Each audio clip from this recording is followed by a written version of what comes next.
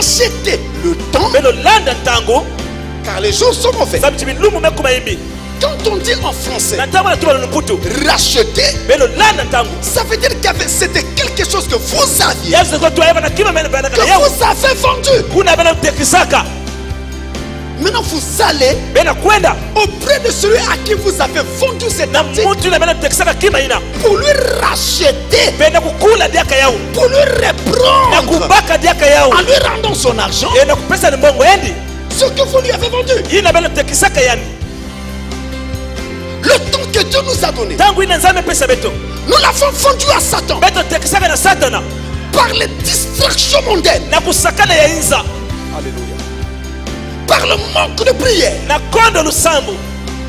par le manque de méditation de la parole, en choisissant les jours de culte, on a vendu notre temps à Satan.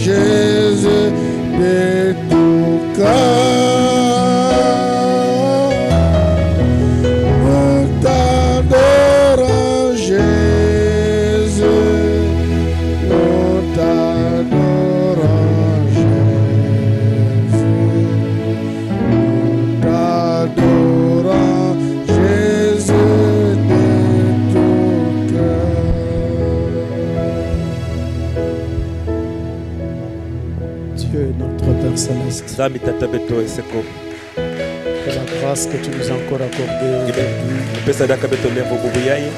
nous voulons te dire merci et t'exprimer toute notre reconnaissance.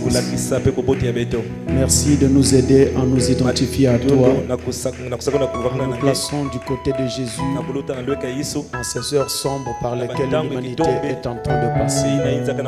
C'est un moment difficile, mais nous croyons qu'au travers du message que tu nous as donné, nous arriverons à vaincre. Bénis ta parole de nos âmes. C'est notre prière au nom de Jésus-Christ. Amen. Amen.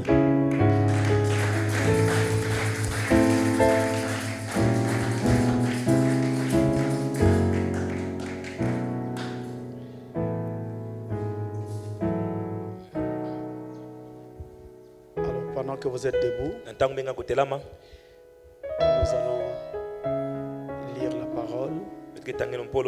Nous ouvrons dans 1 Corinthiens au chapitre 9. 1 Corinthiens chapitre 9. Et nous allons lire du verset 24 jusqu'au verset 27. Lisons, nous dit Seigneur. Ne savez-vous pas que ceux qui courent dans le stade courent tous, mais qu'un seul remporte le prix? Courez de manière à le remporter. Tous ceux qui combattent s'imposent toute espèce d'abstinence, et ils le font pour obtenir une couronne corruptible. Mais nous, faisons-le pour une couronne incorruptible. Moi donc, je cours, non pas comme à l'aventure. Je frappe, non comme battant l'air, mais je traite durement mon corps et je le tiens assujetti, de peur d'être moi-même rejeté après avoir prêché aux autres. Amen.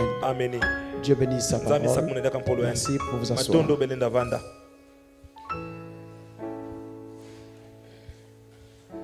Nous rendons grâce à notre Dieu pour ce moment encore qu'il nous accorde dans sa présence.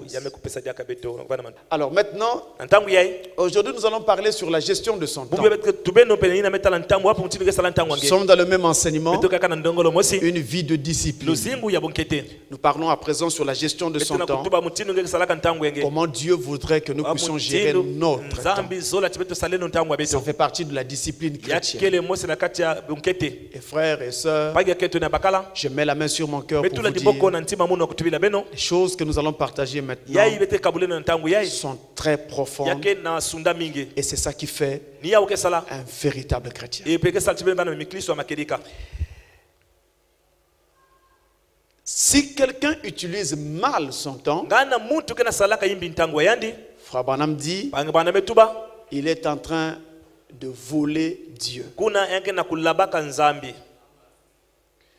Voler n'est pas seulement synonyme de voler de l'argent ou voler un quelconque objet appartenant à quelqu'un d'autre. Voler, c'est aussi en fait en réalité prendre ce qui n'est pas à vous. Le temps que nous avons, en fait, nous a été prêté, sinon donné par Dieu. Et quand nous l'utilisons mal, nous sommes en train de voler Dieu. Je suis sérieux. Je répète. Quand nous utilisons mal notre temps, nous sommes en train de voler Dieu. Ces messages que nous donnons vont partout dans le monde. Et maintenant, je m'adresse aux chrétiens du monde entier. Que ceci est fondamental. Aucun chrétien ne peut s'estimer demain arriver à la maturité avec Dieu quand il gère mal son temps. Fabanam dit ceci. Dans la brochure, Dieu se cache et se révèle dans la simplicité.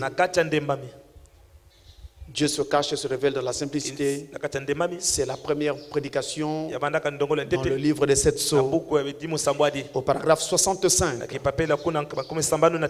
65 il dit, donc c'est inspiré et ça a tout de suite été suspendu au bon endroit. Il parlait d'une décoration qu'on avait mise dans le nouveau Branham Tabernacle après la reconstruction. Et je suis vraiment reconnaissant d'être celui qui est à la droite. On avait mis un Christ là. J'ai confiance qu'il m'a pardonné, car pour ce qui est d'avoir littéralement volé quoi que ce soit, ma connaissance, je ne l'ai jamais fait de ma vie. Mais j'ai tellement mal employé son temps que dans ce sens-là, j'ai volé. Et j'ai fait beaucoup de choses que je n'aurais pas dû faire. Alors je suis reconnaissant à Dieu. Ce matin, c'était un matin qu'il me pardonnait mes péchés. Amen. Amen. Alors vous voyez, il dit, mal utiliser le temps de Dieu, c'est voler Dieu. Voler quelque chose à Dieu. Or, le but même de notre vie doit être, devrait être, et en fait doit être, de vivre pour lui. C'est ça le but. Et donc, c'est au travers de la portion du temps que Dieu nous a donné que nous vivons pour lui, nous travaillons pour lui. Alors, le temps dont nous parlons, c'est quoi exactement? Je vais essayer de le présenter de façon simple. Eh bien, le temps, c'est une extension de durée. Une extension de durée pendant laquelle des choses arrivent. Là, j'explique de façon simple. Je ne veux pas faire compliqué. Pour permettre une meilleure assimilation.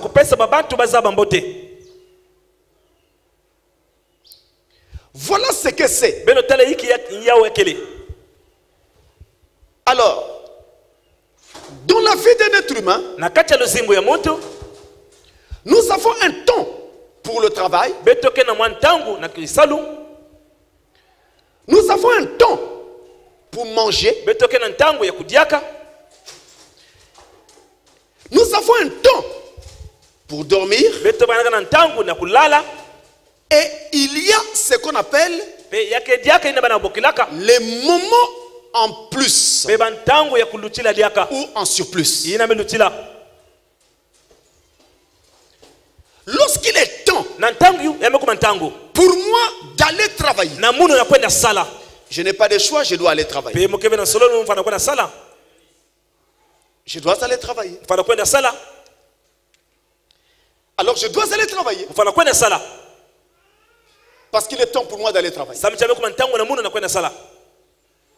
Et lorsqu'il est temps pour moi de manger, j'aime toujours le dire, même si après on se moque de moi. Mais il faut manger. J'ai dit qu'on se moque de moi parce que moi, manger, c'est pas mon affaire. Alors, même quand je parle qu'il faut bien manger, après on se moque toujours de moi.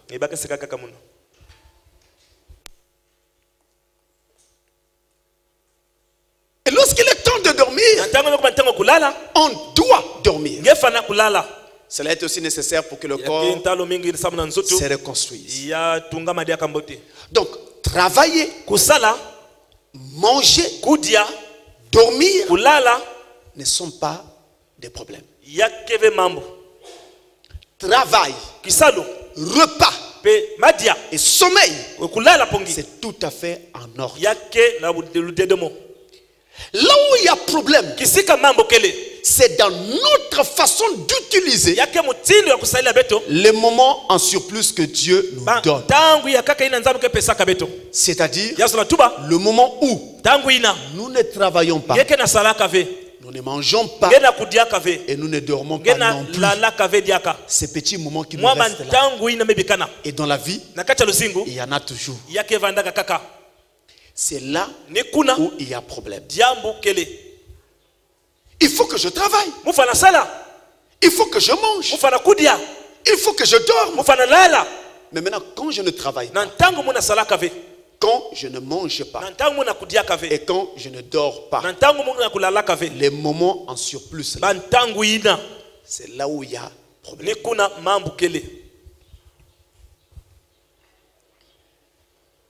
La façon d'utiliser ces moments en plus que Dieu vous donne déterminera celui que vous allez devenir.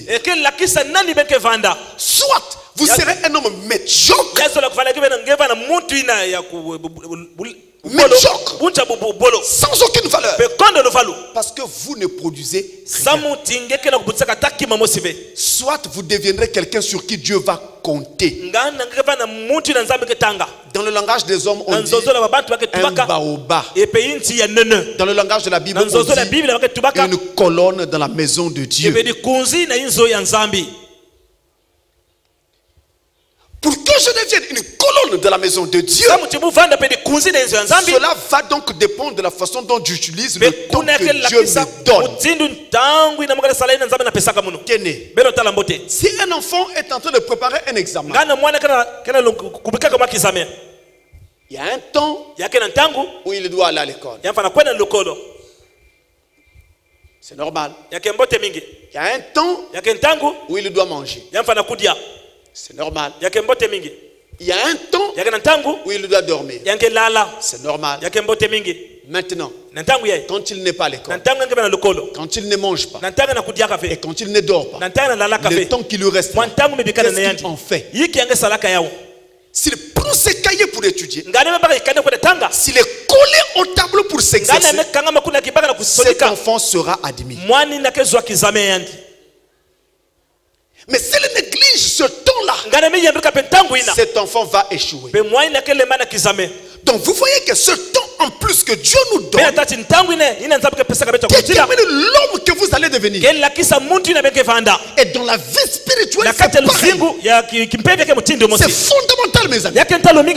Je dis bien c'est fondamental. Vous verrez les autres passer devant vous et vous dépasser parce que vous gérez mal votre temps. La gestion du temps demande une discipline. C'est pareil avec la gestion de son argent. Tu peux avoir l'argent et être pauvre. Ne rien faire avec. Toute ta vie c'est les femmes et la boisson.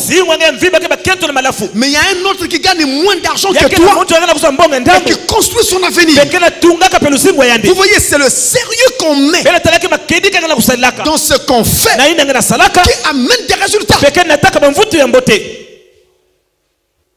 Alors le temps est un don de Dieu.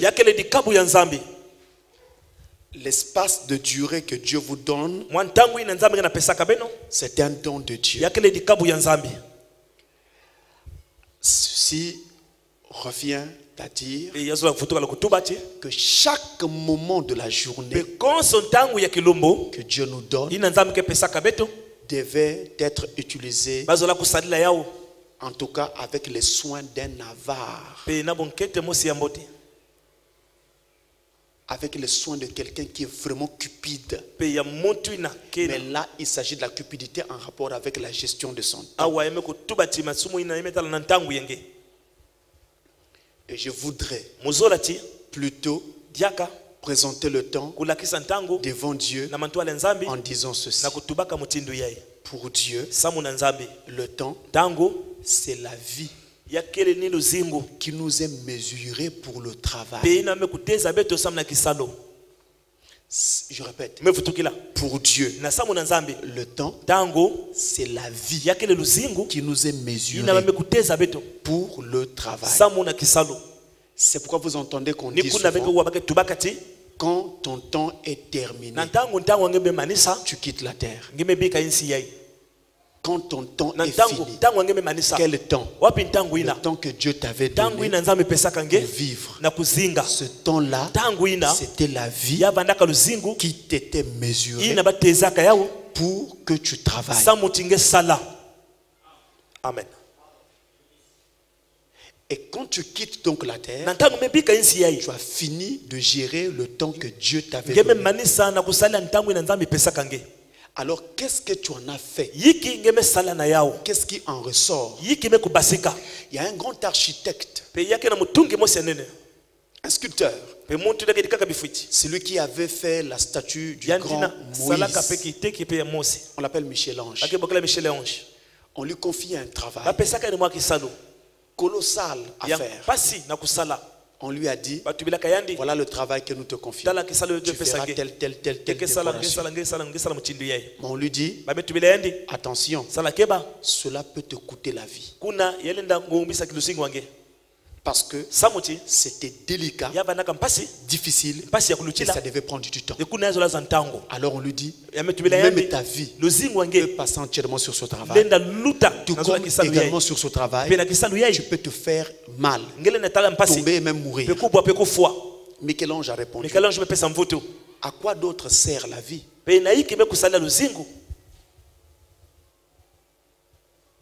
À quoi d'autre sert la vie? Voilà les choses qui ont de la valeur pour mon cœur. La vie sert à quoi?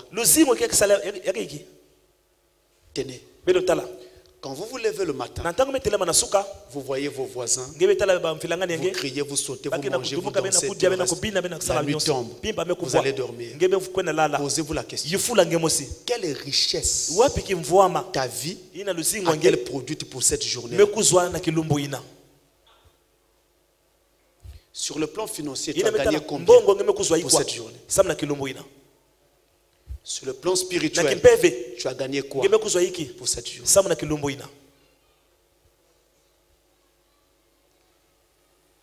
Vous voyez? À quoi donc sert la vie? Ainsi, mes frères, l'homme qu'on appelait Michel-Ange, je parle devant le monde entier, c'est l'un des sculpteurs les plus renommés du monde. Vous entendez sa philosophie? À quoi d'autre sert la vie? En d'autres termes, même si ce travail doit me prendre ma vie, même si ce travail doit me prendre toute ma vie, où je n'ai plus d'espace pour m'amuser, mais à quoi sert la vie si ce n'est qu'à ça? Vous voyez comment on devient grand? C'est par la philosophie de sa vie. Comment vous concevez votre vie? Un enfant qui passe ses journées avec des voyous, des gens qui ne prient pas, des gens qui boivent et qui ne font que courir les jupons. Qu'est-ce que cet enfant va devenir? Quelqu'un qui essaie de travailler et de gagner un peu d'argent, mais ses amis, ce sont des soulards. Il passe ses journées avec eux. Quel est le conseil qu'ils te donneront pour que ta vie progresse? À quoi sert la vie? La valeur donc d'une vie n'est pas égale à la durée de cette vie. Même si tu vis 100 ans, ça ne vaut rien. Même si tu vivais 150 ans, ça ne vaut toujours rien.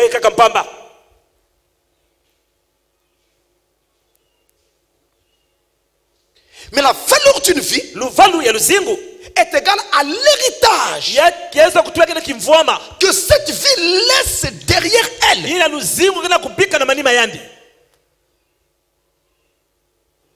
Je prends un exemple humain. Vous avez un père. C'est un bosseur, un travailleur. Il a conçu de grandes choses, bâti de grandes choses. Si il arrivait, que Dieu le rappelait, il aurait fini son temps, il s'en irait. Mais derrière, il a laissé un héritage qui fera que ses enfants, ses petits-enfants et tous ceux qui viendront après pourront encore jouir avec. Mais pour arriver là, il faut que ce patriarche-là se mette au travail. Éloigne les distractions. Maman, c'est ça la valeur d'une vie. Ce n'est pas la durée de cette vie. Combien de temps a duré la vie de Jean-Baptiste? Le prophète Jean-Baptiste de la Bible, il n'a pas connu la vieillesse. Jean-Baptiste n'a pas connu la vieillesse. Combien de temps a même duré son ministère? Une petite histoire de 6 mois par exemple.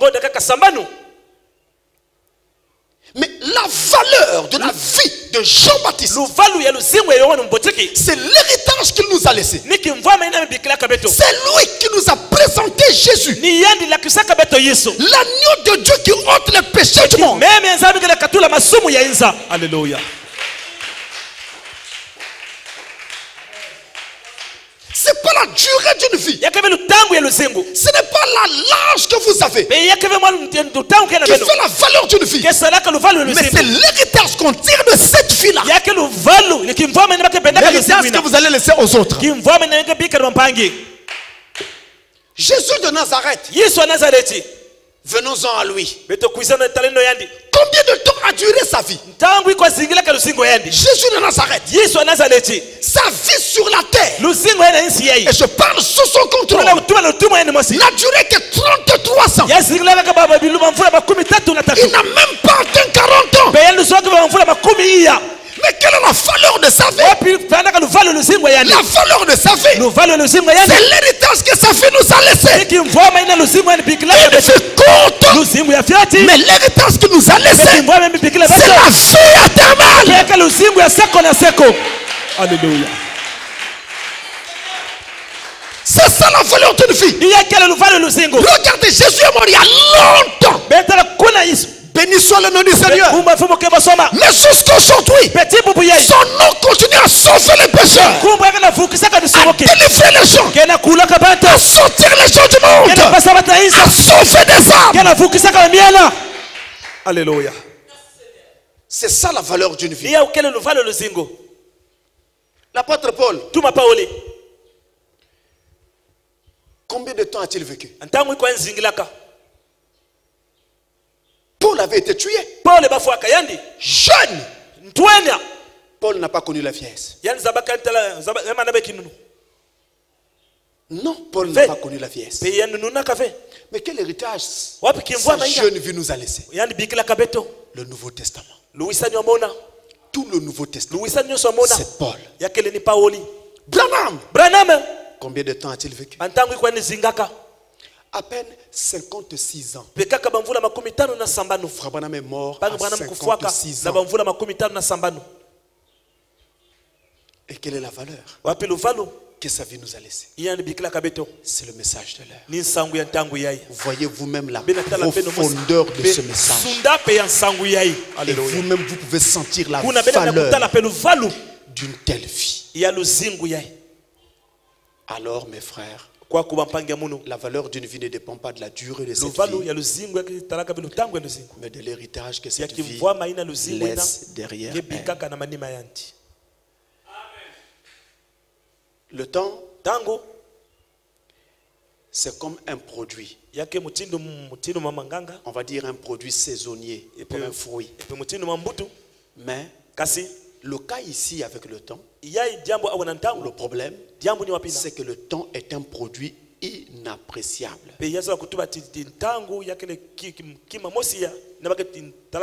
Le temps a une grande valeur. Parce que tout ce que vous faites dans votre vie, vous le faites dans le temps, dans l'espace et dans le temps. Si vous vous achetez un habit, il vous faut prendre un jour, une heure, une minute pour vous rendre au magasin ou au marché pour l'acheter. Et vous vous rappelez, j'ai acheté tel habit tel jour à telle heure. Et la facture est là pour témoigner de l'heure à laquelle vous êtes passé au magasin pour acheter cet article. Le temps est donc vraiment riche. Il a un vaste potentiel. Parce qu'on peut faire beaucoup de choses dans le temps, sinon même en peu de temps. Mais il faut savoir le compter. Parce qu'il est inappréciable. On ne peut pas l'apprécier. C'est assez difficile. Alors écoutez ce que Moïse nous dit dans le Psaume 90. Psaume 90 verset 12. Moïse nous dit ceci. Psaume 90 verset 12. Enseigne-nous à bien compter nos jours, afin que nous appliquions notre cœur à la sagesse. C'est la prière de Moïse. C'est lui qui est l'auteur du Psaume 90. Ce n'est pas David qui est l'auteur de tous les psaumes. Mais David est l'auteur du plus grand nombre de psaumes. Et c'est aussi pourquoi on dit que le livre des psaumes, c'est le livre de David. Et on dit psaume de David. Mais vous allez voir dans le livre des psaumes qu'il y a des psaumes qui n'ont pas été composés par David, mais qui ont été composés par d'autres personnes. Les fils d'Azaph, non, les fils de Corée, Asaph, et vous avez aussi certains psaumes, tels que celui-ci, de Moïse, Et vous avez aussi des sommes dont les auteurs sont inconnus. Donc tout ne vient pas de David. Celui-ci est de Moïse. Et il dit, Seigneur, apprends-nous à bien compter nos jours, à bien apprécier le temps. Quand donc les gens disent, je n'ai pas de temps, je voudrais bien faire ceci, mais le temps me manque. Pasteur, j'ai toujours envie de lire ma Bible tous les jours, mais le temps me manque. Pasteur, je veux prier tous les jours comme il faut, mais le temps me manque. C'est faux. Amen. C'est faux. Le temps ne te manque pas, mais ton temps est mal organisé. Dieu a donné à tous les humains sur la terre des journées de 24 heures. Tous les humains. Il n'y a pas sur cette terre un seul être humain dont la journée fait 23 heures. Il n'y en a pas. Tout le monde, nous avons des journées de 24 heures. Le président des États-Unis a des journées de 24 heures, tout comme toi. Le président français n'a pas plus de temps que toi. Ces journées font 24 heures. Tes journées à toi font aussi 24 heures. Tout est question de la façon dont vous allez organiser votre temps. Comment organisez-vous votre temps? Dans la Bible, il y a une parabole assez bizarre que les prédicateurs n'utilisent pas aussi souvent. En tout cas, très rarement. Mais je vais essayer d'utiliser ce soir, mais sous un autre angle, en parlant du temps. C'est une parabole que vous pourrez trouver lire à la maison, tirée du livre de Luc au chapitre 19. Luc chapitre 19. Et vous pourrez lire du verset 12 jusqu'au verset 27. C'est la parabole des mines. Parabole des mines. Alors, pour ne pas perdre du temps, je m'en vais directement à ce que je vais vous dire sur cette parabole. Il y avait des ouvriers qui devaient travailler. Et ensuite, on devait leur payer. Et le Christ, le Seigneur, puisque c'est de lui qu'il s'agit dans la parabole, donna le même salaire à tous les ouvriers. Une mine. Une mine à chacun. Or, une mine, ça fait 100 journées de salaire d'un travailleur journalier. Je répète. Une mine, ça fait 100 journées de salaire d'un travailleur journalier. Et tous reçurent la même somme. Une façon de dire, tout homme a reçu la même durée du temps. Maintenant, comment l'homme lui-même va utiliser ce temps? Il y en aura qui pourront l'utiliser 10 fois plus.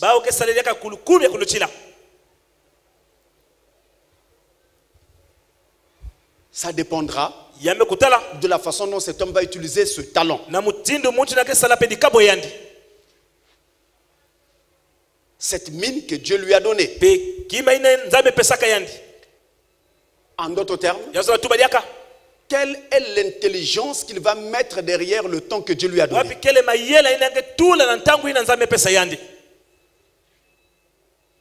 Ces ouvriers-là devaient tous être récompensés à la fin. Mais voilà, ça dépend de la façon dont chacun utilise ce que Dieu lui a donné. C'est ce que je voulais en fait vous dire. Et la Bible, elle dit ceci dans Éphésiens, au chapitre 5 et au verset 16. Éphésiens 5 verset 16.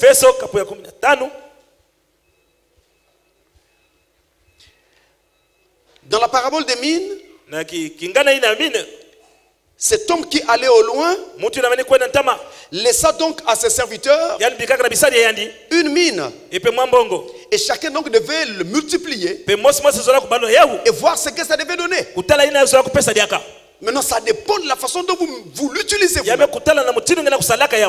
Une mine laissée à chacun. Le même temps laissé à tout le monde. Comment vous allez l'utiliser? C'est un peu comme dans la parabole des mines. Alors dans Éphésiens 5 verset 16, il est écrit: rachetez le temps, car les jours sont mauvais. Rachetez le temps, car les jours sont mauvais. Quand on dit en français racheter, ça veut dire que c'était quelque chose que vous aviez, que vous avez vendu. Maintenant vous allez auprès de celui à qui vous avez vendu cet article pour lui racheter, pour lui reprendre, en lui rendant son argent, ce que vous lui avez vendu. Le temps que Dieu nous a donné, nous l'avons vendu à Satan par les distractions mondaines. Alléluia. Par le manque de prière, par le manque de méditation de la parole, en choisissant les jours de culte, on a vendu notre temps à Satan. Quand tu manques un culte, qu'est-ce que tu fais pendant ce temps-là? Et quand l'heure du culte est passée, qu'est-ce que tu as fait comme bénéfice? Alléluia. Alors maintenant Dieu te dit, rachète ce temps-là que tu as perdu. C'est là où intervient la discipline. Parce que pour racheter son temps, il y a un prix à payer. C'est-à-dire, vous devez faire supporter à votre corps ce que le corps n'aurait pas voulu supporter en temps normal. Pendant que tes amis jouent, toi tu es obligé de rester prier. Pendant qu'ils font autre chose, toi tu es obligé de rester méditer la parole. Alléluia. Ou alors de travailler. Tu utilises ton temps de façon utile. Ça demande un sacrifice. Au lieu de rester dans le quartier en train de bavarder avec les femmes et de faire des coursages et des histoires autour des voisines. Un tel est comme ça, un tel est comme ça. Non, prends ton temps. Si pendant ce temps-là tu faisais tes beignets, tu es en train de vendre, pendant ce temps-là, ça serait une richesse pour ta famille. Le temps que tu perds, que tu passes là, en faisant autre chose, tu es en train de le perdre. En fait, dans la vie, la vie est considérée comme un marché. Et je veux dire, dans le marché de la vie, on échange le temps contre des occupations. C'est toi, c'est ta vie, c'est toi qui choisis qu'est-ce que tu vas faire maintenant, qu'est-ce que tu ne feras pas maintenant. Donc on échange le temps contre des occupations. Maintenant, ces occupations peuvent être valables ou non. Ces occupations peuvent être fécondes ou pas. Alors c'est à toi de choisir. Quelle occupation vas-tu prendre? À quelle occupation vas-tu te donner en tenant compte du salaire que ça va produire au bout du compte? Je vous dis, Salomon a dit celui qui ne travaille pas s'appauvrit. Et sur le plan spirituel, tout est travail. Prière, méditation de la parole, on avance rester avec Dieu. Mais un chrétien qui n'a pas le souci de vérifier quel est le chemin qu'il a fait avec Dieu ne va nulle part. Il va droit vers le mur.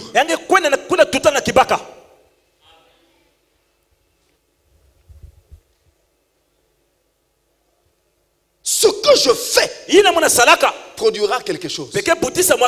Quoi? C'est toi qui décides.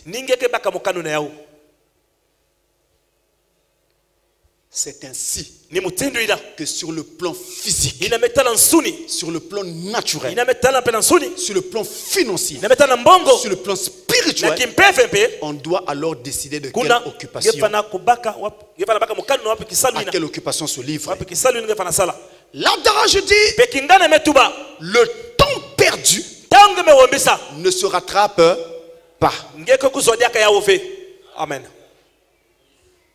Le temps perdu ne se rattrape pas.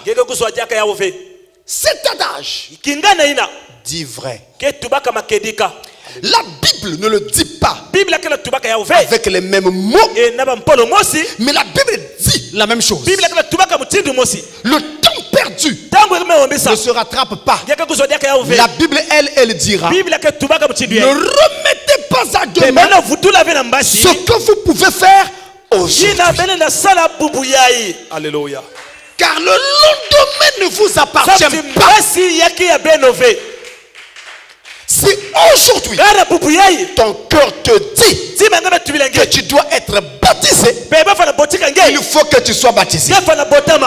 Si tu ne te fais pas baptiser, la mort pourra te surprendre avant ce baptême. Et tu auras raté ton salut éternel. Le temps peut donc être perdu et jamais retrouvé. Je dis bien perdu, jamais retrouvé. La journée d'aujourd'hui, on a eu une matinée. Elle est passée. Est-ce que là où nous sommes, nous pouvons encore ramener le matin? Non. Le matin de demain sera une autre matinée. Ça ne sera plus la matinée. Et là où tu mettras le pied demain, ça ne sera pas là où tu as mis le pied aujourd'hui.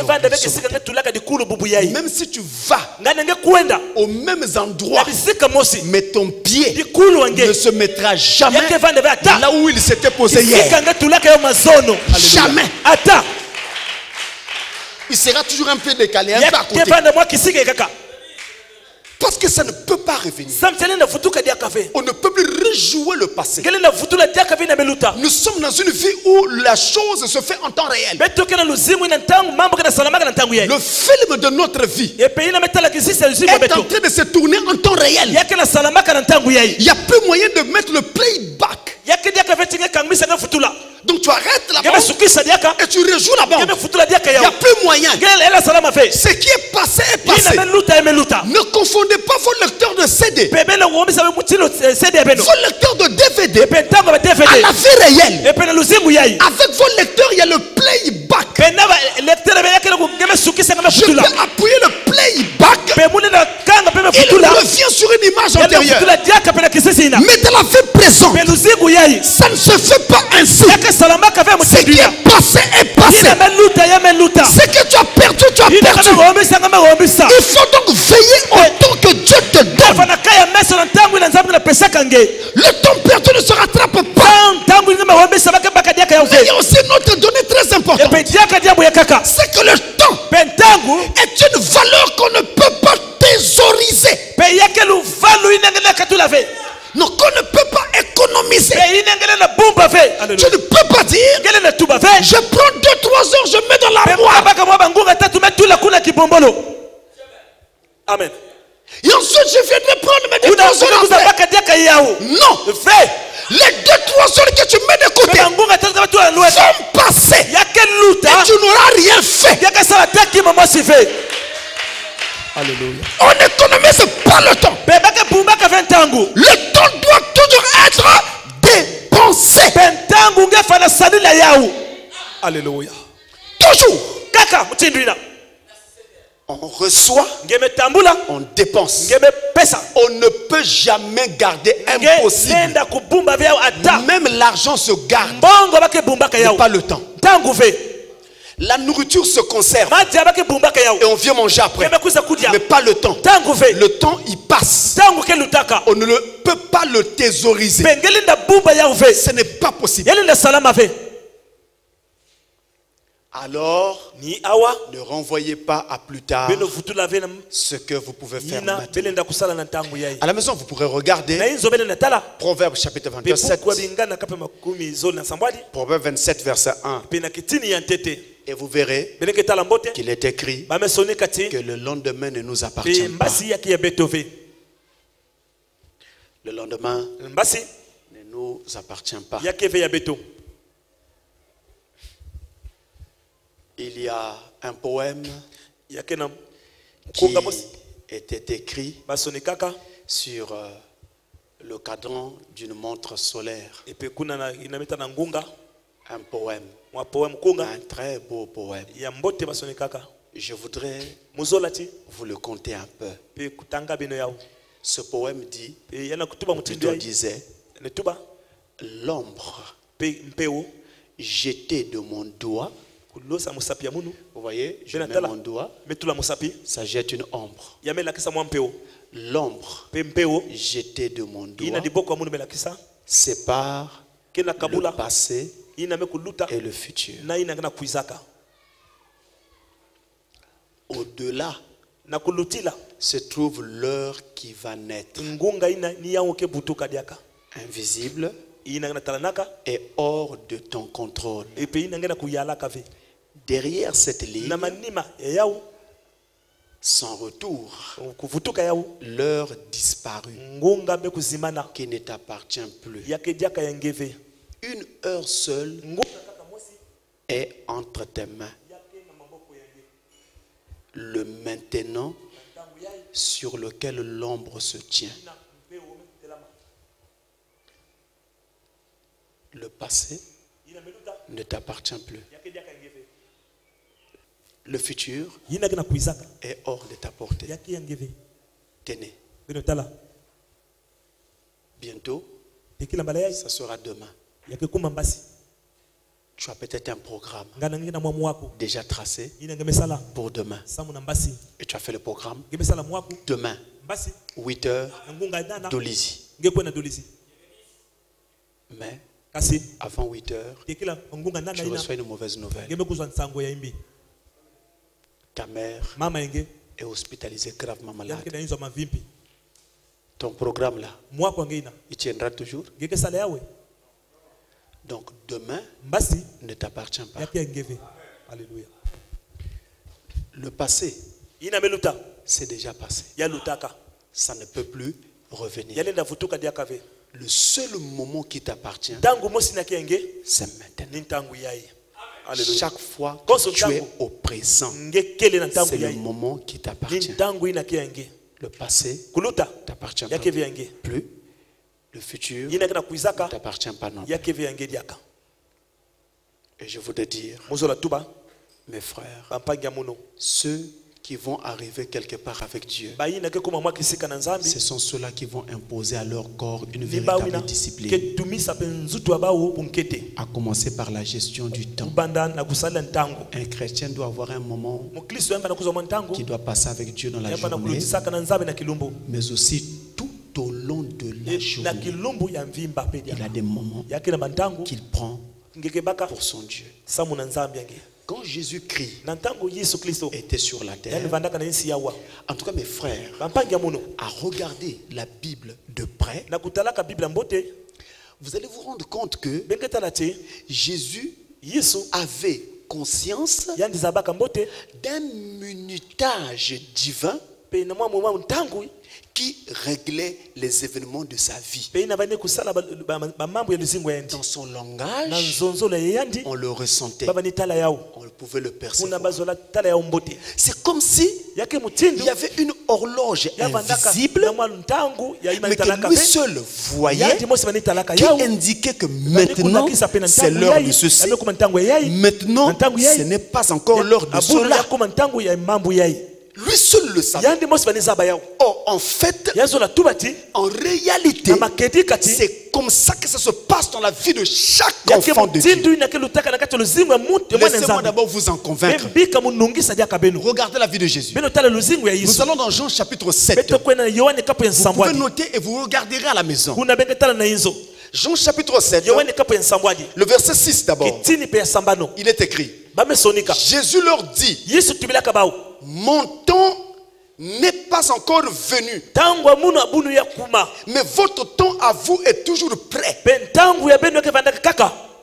Mon temps n'est pas encore venu. Celui qui peut parler comme ça et qui peut dire que son temps n'est pas encore arrivé, c'est quelqu'un qui connaissait le temps pendant lequel il fallait faire ceci ou cela. Il en a fait la révélation. Voilà pourquoi un vrai chrétien, quand l'heure de la prière arrive, il doit aller à l'église. Même si un ami arrive, il lui dira d'attendre. J'ai rendez-vous avec le Seigneur Jésus. Alléluia. Ce que je veux faire avec toi, je viendrai le faire en retour. Ça n'a pas plus d'importance que le rendez-vous que j'ai avec Jésus. C'est dans ta vie. Il y a un rendez-vous que tu trouves plus important que celui que tu as avec Jésus. Il y a quelque chose qui ne va pas dans ton expérience chrétienne. Est-ce que l'assemblée dit Amen? Alléluia. Mon temps n'est pas encore venu, dit Jésus. Allons dans un autre passage. Jean 12. Jean 12, verset 23 à 27. Il leur dit, Jésus leur répondit, l'heure est venue où le Fils de l'homme doit être glorifié. Quoi? L'heure est venu. Ça veut dire que tout le temps qu'il marchait, il attendait l'arrivée d'une certaine heure où lui, en tant que fils de l'homme, devait être glorifié. Il attendait cette heure. Toi, tu attends quoi? Alléluia. Si tu n'attends rien, alors tu marches sans but. Celui qui marche sans but, sa vie est oisive et stérile. Il faut avoir un but. Nous avons plusieurs buts dans la vie. Mais le premier et le plus important, c'est l'enlèvement. Et à cause de l'enlèvement, chaque rendez-vous que j'ai avec Dieu, je ne dois pas le manquer. Alléluia. Vous avez compris? À cause de l'enlèvement, chaque rendez-vous que j'ai avec Jésus, avec Dieu, je ne dois pas le manquer. Si tu veux manquer, tant pis pour toi. Mais ne me retiens pas. Moi j'ai rendez-vous avec Dieu.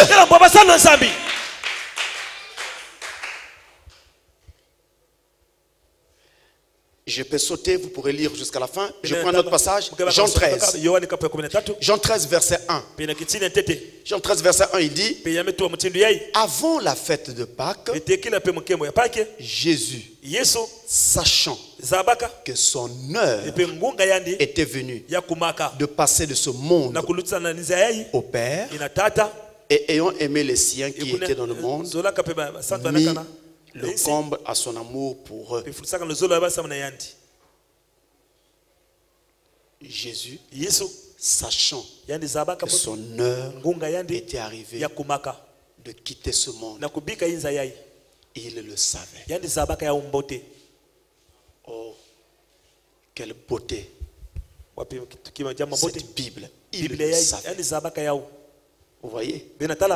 Et vous avez de même dans Jean chapitre 17, verset 1, où Jésus va dire, après avoir ainsi parlé, Jésus leva les yeux au ciel et dit, Père, l'heure est venue. Glorifie ton Fils afin que ton Fils te glorifie. Père, l'heure est venue.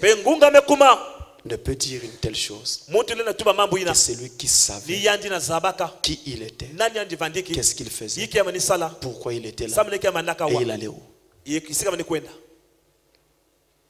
Mes sœurs, mes frères, nous sommes des hommes, mais nous ne sommes plus comme le reste des humains. Je répète, nous sommes tous des hommes, mais nous ne sommes plus comme le reste des humains. Le reste des humains n'attendent rien.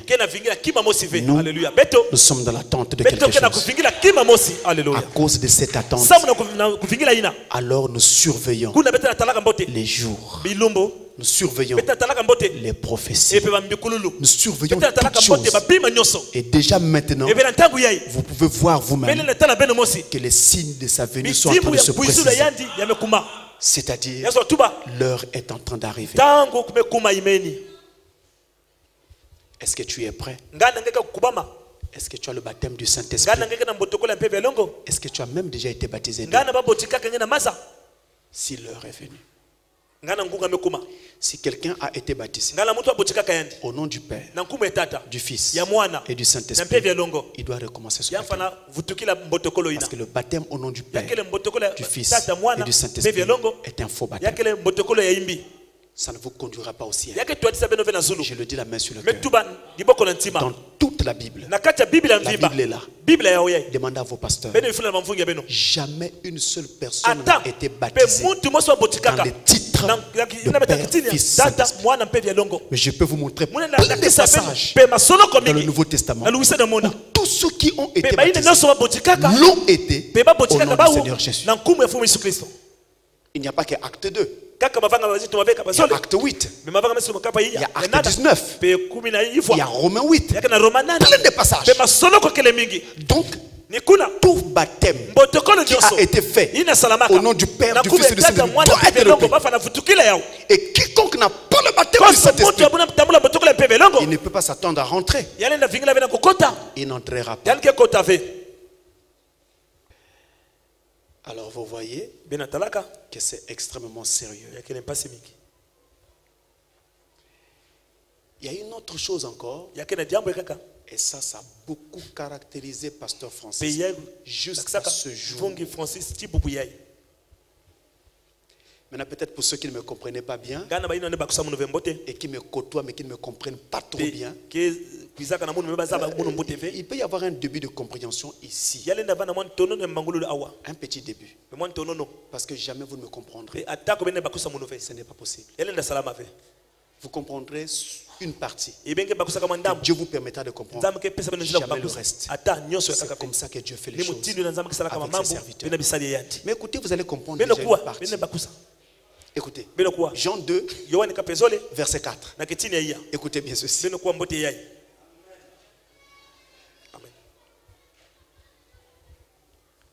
Jésus dit, Jésus lui répondit à Marie, femme, qu'y a-t-il entre moi et toi? Mon heure n'est pas encore venue. Marie lui disait, il n'y a plus de vin. Fais quelque chose. Fais quelque chose. C'était entre guillemets sa mère. Il se retourne. Il dit, femme, qu'est-ce qu'il y a entre toi et moi? Il y a quoi? Parce qu'on t'a donné un petit titre de ma mère.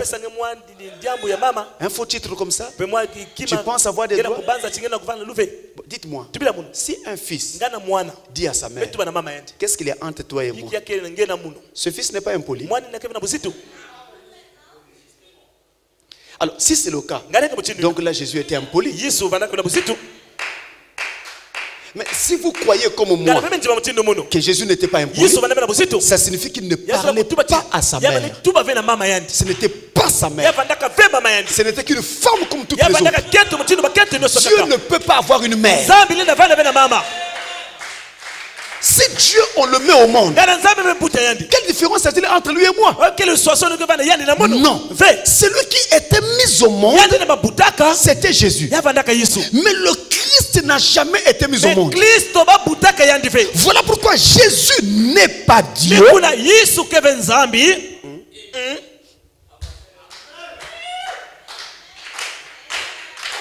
Je répète, Jésus n'est pas Dieu, mais Jésus-Christ est Dieu. Alléluia. Jésus le corps, c'est le Fils. Mais le Christ qui était en lui, c'est lui qui faisait de lui Dieu. Maintenant écoutez, femme, qu'y a-t-il? Pourquoi tu viens me perturber? En d'autres termes, il ne tolérait pas que quelqu'un le sorte de son horaire planifié par Dieu. Alléluia. Ça c'est fort. S'il a un programme avec Dieu, n'essayez pas de venir l'en sortir. Et tout fils de Dieu, sérieux, équilibré, n'acceptera pas que quelqu'un vienne le sortir d'un programme qu'il a avec Dieu. Il faut que l'heure arrive. Pour ça, tant que l'heure n'est pas arrivée, on ne doit pas te sortir de ton programme avec Dieu. Vous voyez, même si c'est quelqu'un qui est très cher pour toi, Dieu passe avant toute autre personne. Et il ne me reste plus qu'à vous dire ceci. En fait, même Satan sait que les jours sont comptés. Et il est en train de travailler avec rapidité sur tous les fronts parce que les jours sont comptés. Il travaille dans la mode. Il travaille dans l'alimentation. Il lance des habits de mode terribles. Même une femme que tu n'avais pas envie de convoiter, mais quand elle vient dans cette tenue-là, ça renverse. C'est Satan. Vous entendez parler de scandales alimentaires. Des gens prennent un repas, plein de gens meurent. C'est Satan à l'œuvre. Les maladies dans le domaine de la santé se multiplient. C'est Satan. Il y a plein d'histoires. Aujourd'hui, la vie est devenue difficile sur la terre. Difficile. Pourquoi? Parce qu'il sait qu'il a peu de temps. Apocalypse 12, verset 12. Malheur à la terre et à la mer, parce que le diable est descendu vers eux, animé d'une grande colère, sachant qu'il a peu de temps. C'est écrit. Il n'a pas assez de temps, alors il agit très vite. Et son but, c'est tuer. Et tuer comment? À la fois spirituellement et physiquement. Quel est le but? S'il tue spirituellement, il sépare la personne de Dieu. S'il tue physiquement, eh bien, il amène les gens à mourir avant d'être sauvés. Comme ça, il aura un grand nombre de gens qui vont trépasser sans être sauvés et qui feront donc partie de son armée pour la dernière guerre qui vient.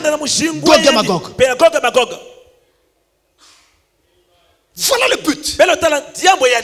Et nous sommes dans cela. Et Et vous n'oubliez pas un passage que la plupart des chrétiens connaissent. 1 Pierre chapitre 5 verset 8. 1 Pierre 5 verset 8 qui dit: votre adversaire le diable rôde comme un lion rugissant, cherchant qui il dévorera. Il rôde, c'est-à-dire qu'il parcourt la terre. Il va de pays en pays, de ville en ville, de quartier en quartier, de ruelle en ruelle. Il essaie même d'entrer dans les maisons pour chercher qui il peut attraper, pour tuer spirituellement ou tuer physiquement, parce qu'il n'a pas de temps. Le matin, ne laissez pas sortir vos enfants avant d'avoir prié avec eux. Pour que vos enfants aillent protégés par le sang de Jésus. On ne sait pas comment sera la journée. Ne l'oubliez pas. Et je termine en vous disant: voici la règle d'or des chrétiens. Je le lis dans la Bible et je le lis dans le message. Dans la Bible, Psaume 34.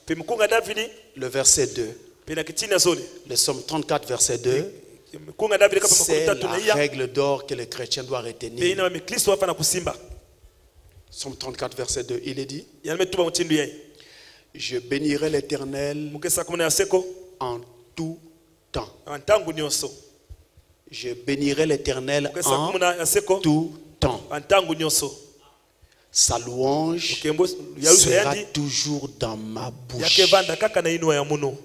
Frères, sœurs, la louange de Dieu doit toujours être dans votre bouche. Quand? En tout temps. N'attendez pas des moments de prière. Toute la journée était un moment de prière. Quoi que je fasse, je dois le faire en prière.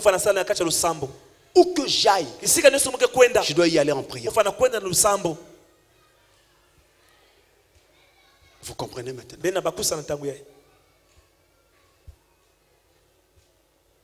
C'est bien d'écouter de la musique, mais c'est mieux de chanter vous-même. Je répète. C'est bien d'écouter de la musique, mais c'est mieux de chanter vous-même. Si tu écoutes seulement et que tu ne chantes pas aussi en même temps que tu es en train d'écouter, alors là, tu es en train de te réjouir seulement de la musique, mais tu ne transmets rien à Dieu. Or, pendant que tu écoutes, si tu chantes en même temps ce que tu écoutes, c'est une prière que tu es en train d'adresser à Dieu. Alléluia. C'est pourquoi, en tout temps, donc je suis au volant de ma voiture, mais je chante. Je marche sur mon chemin vers l'école, mais je chante dans mon cœur. Je prie, ainsi de suite. Je suis en train de travailler.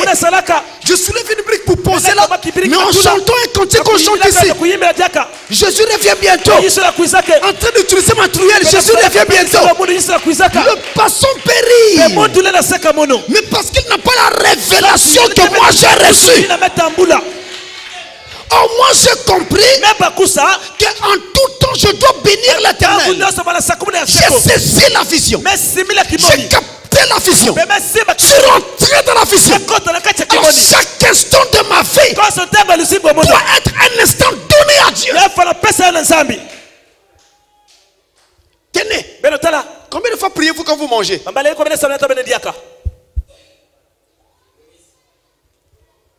Ah là, je touche un gros morceau. Manger. Souvent, les gens prient une fois. Ils bénissent la nourriture. Oh Dieu, merci d'avoir donné cette nourriture au nom de Jésus. Amen. Avant même d'avoir dit Amen, le manioc était déjà là. Or, quand j'ai prié Dieu, calmement, ça ne va pas fuir. Ça y est là, c'est pour toi. Dieu a déjà donné. Tu pries calmement. Et après, tu commences à manger. Si tu sens en mangeant que c'est vraiment bon, Tu dis, on dirait que c'est bon. Mais au moment où tu dis que c'est bon, tu peux offrir une prière pour celui qui a fait la nourriture. Seigneur, c'est très bien fait. Bénis ma femme pour les efforts qu'elle a consentis pour préparer son repas. Vous continuez à manger. Oh Dieu. Dans mon cœur, hein, je ne suis pas obligé de m'arrêter. Dans le cœur, il y en a qui n'en ont pas. Souviens-toi de. Mais je suis toujours en train de manger. Je me rappelle d'une expérience lors des événements que nous avons connus dans le pays. À l'époque, je vivais à Brazzaville. Alors, il y avait eu un problème dans mon quartier. Tout le quartier s'était vidé. Même les oiseaux avaient compris qu'il y avait la guerre. Plus aucun oiseau dans le ciel. Les coqs qui se promenaient partout là, et on était restés dans le quartier. En tout cas, 2 ou 3 personnes. Quelques personnes.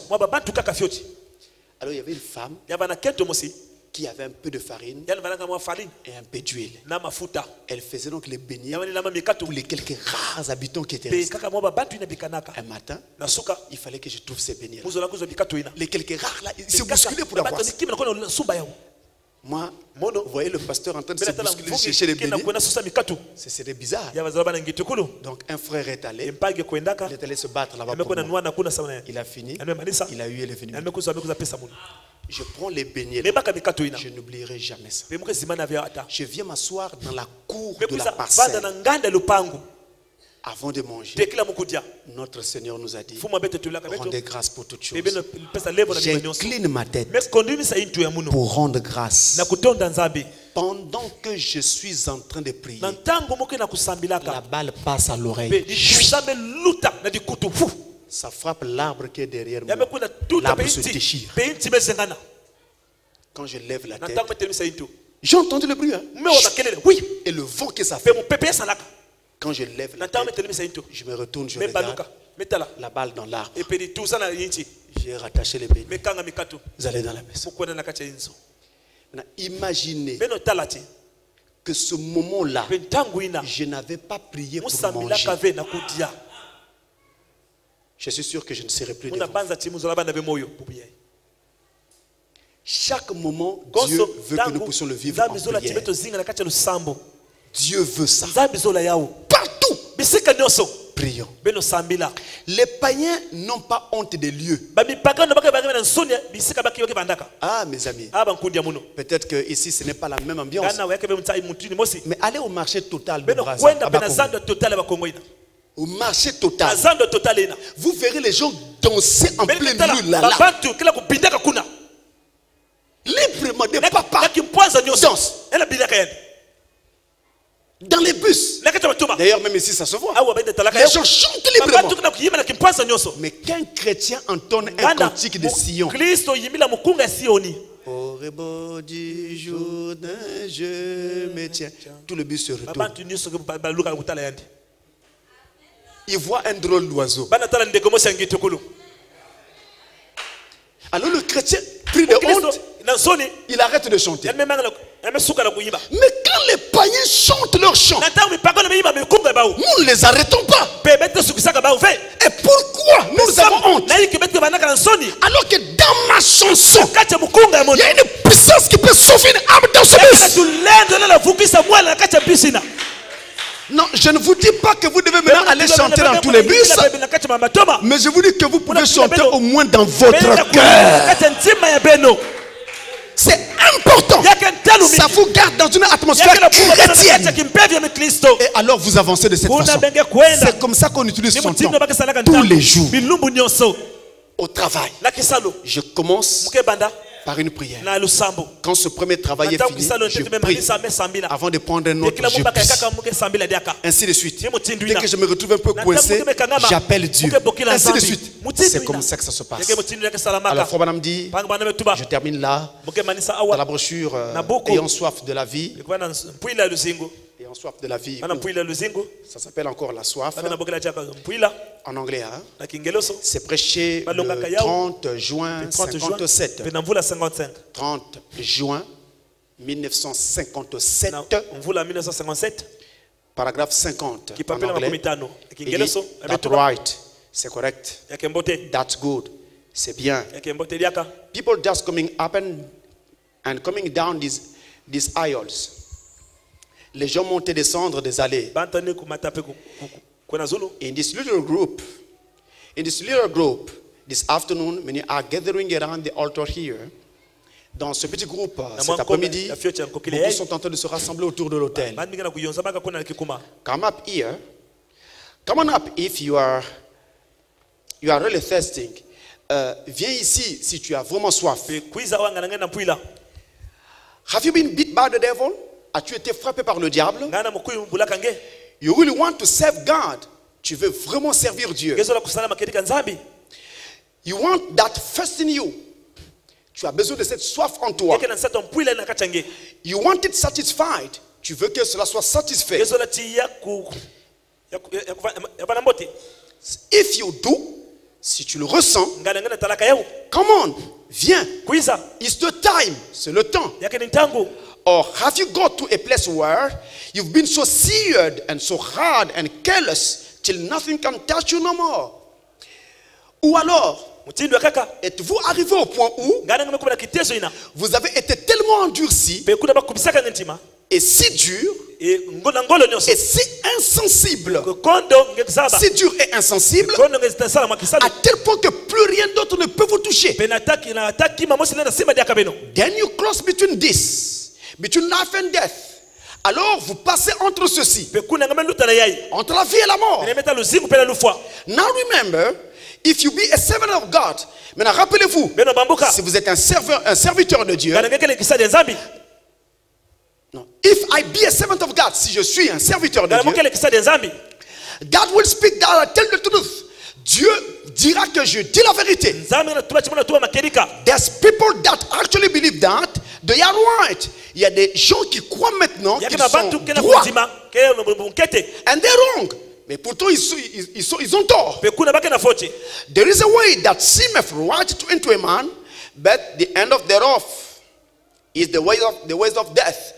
Il y a une voie qui paraît droite pour un homme, mais son issue c'est la voie de la mort. If you haven't been born again of the Spirit of God, si vous n'avez jamais été né de nouveau de l'Esprit de Dieu, and your whole desire, et tout votre désir, ça c'est important, tout votre désir is to love every day, de l'aimer chaque jour, every hour, chaque heure, every minute, chaque minute, every minute of the day, chaque minute de chaque jour. When you are awake, quand vous êtes réveillé, quand vous vous réveillez, and you are on the bed, vous êtes sur votre lit, you are praising him, vous le bénissez, and your love is for him, et votre amour est pour lui.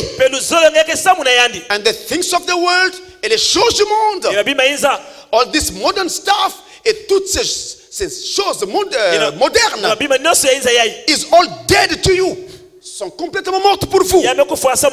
You better take your place at the altar. Vous ferez mieux de venir à l'autel.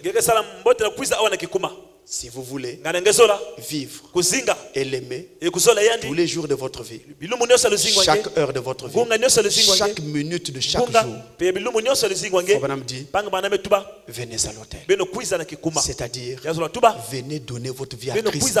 Si vous ne l'avez jamais fait auparavant. Parce que le but, c'est de l'aimer, de vivre pour lui chaque jour, chaque heure, à chaque minute de chaque jour. Voilà la règle d'or pour le chrétien. Ne l'oubliez jamais. Que Dieu vous bénisse.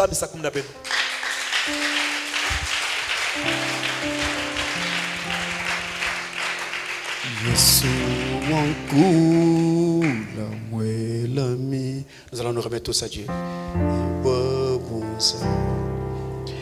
yakitolwa ibosozulu vavanza ingiza yavulosi. Oh alléluia zulu Dio Dimenico Timani Yekonsoque Vulosi Izulu Dio Naye Dombe. Oh alléluia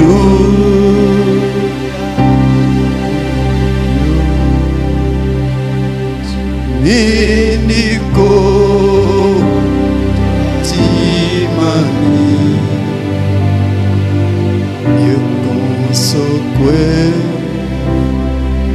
Vulosi Dizulu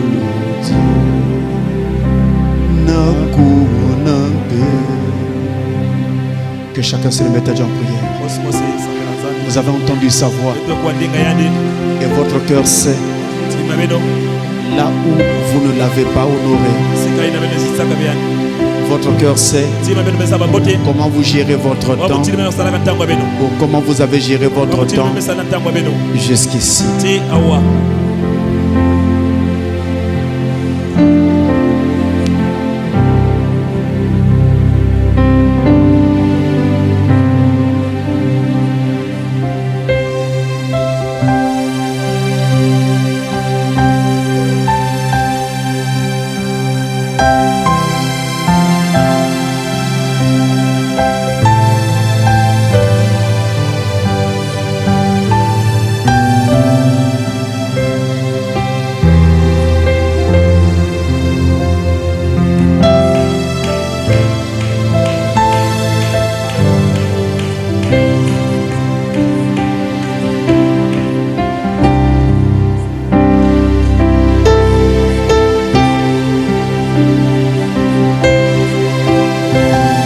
Alors quiconque veut qu'on se souvienne de lui dans la prière va seulement lever sa main pendant que nous allons prier. La mienne est aussi levée parce que moi-même j'ai aussi besoin de Dieu. Notre Père Céleste, nous avons entendu ta parole et nous sommes comme frère Branham. Nous avons volé le temps de Dieu d'une façon ou d'une autre. Nous n'avons pas géré le temps comme il fallait. Et nous avons trouvé des excuses à plusieurs reprises pour ne pas lire la Bible, pour ne pas prier, pour ne pas aller à l'église. Oh Dieu, entends notre voix ce soir et pardonne-nous. Mais permets aussi que maintenant, Seigneur, ta vie puisse réellement pénétrer nos cœurs et qu'une puissante et réelle discipline, Seigneur, soit établie dans notre vie. Que chacun ici apprenne la discipline, vive dans la discipline et te sanctifie dans la discipline. Notre Dieu, que tout ce tabernacle et ton peuple partout dans le monde soit saisi par ta parole et devienne un peuple discipliné. Tu nous as dit que le temps ne peut être thésaurisé. Seigneur, fais-nous la grâce de racheter le temps et de ne jamais ramener à demain ce que nous pouvons et devons faire aujourd'hui. Que ta parole soit faite chair dans nos vies. Au nom de Jésus-Christ. Amen. Amen.